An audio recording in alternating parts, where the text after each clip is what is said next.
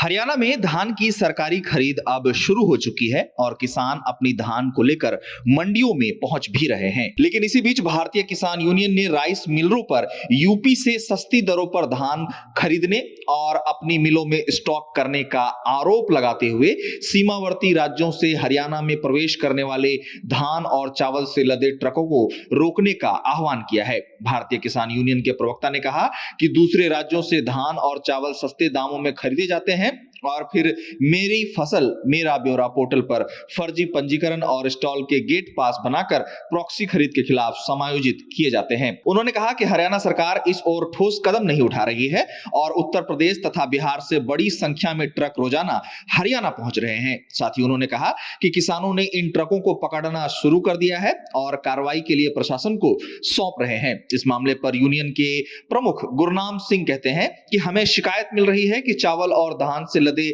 सैकड़ों ट्रक रोजाना उत्तर प्रदेश से हरियाणा में प्रवेश कर रहे हैं। इसके कारण हरियाणा के धान किसानों को नुकसान हो रहा है। उन्होंने कहा कि हमने सरकार से बार-बार उत्तर प्रदेश से सस्ते चावल और धान की आवक रोकने का अनुरोध किया है, लेकिन इस संबंध में कोई कार्रवाई नहीं की जा रही है। प्रोसेसिंग के बाद मिल मालिक सरकार को घटिया चावल उपलब्ध कराते हैं, जिससे सरकारी खजाने को नुकसान होता है। उन्होंने सरकार से मांग की है कि पहले हरियाणा के किसानों का पूरा स्टॉक एमएसपी पर खरीदा जाए और फिर मिल मालिकों को अपने लिए दूसरे राज्यों से चावल और धान खरीदने की अनुमति दी जाए। उनकी यह भी मांग है कि सभी चावल मिलों का भौतिक सत्यापन जल्द से जल्द कराया जाए और सत्यापन के लिए गठित टीमों में किसान संघों के सदस्यों को भी शामिल किया जाए। गुरनाम सिंह का कहना है कि यदि स्टॉक में अनियमितता और अंतर पाया जाता है तो चावल मिल मालिकों के खिलाफ कार्रवाई की जाए और सरकारी खरीद एजेंसियों के अधिकारियों के खिलाफ भी एफआईआर दर्ज की जाए। जैसा कि हरियाणा में धान की सरकारी खरीद शुरू हो चुकी है, तो धान खरीद को लेकर सामने आई खबर के मुताबिक हरियाणा सरकार ने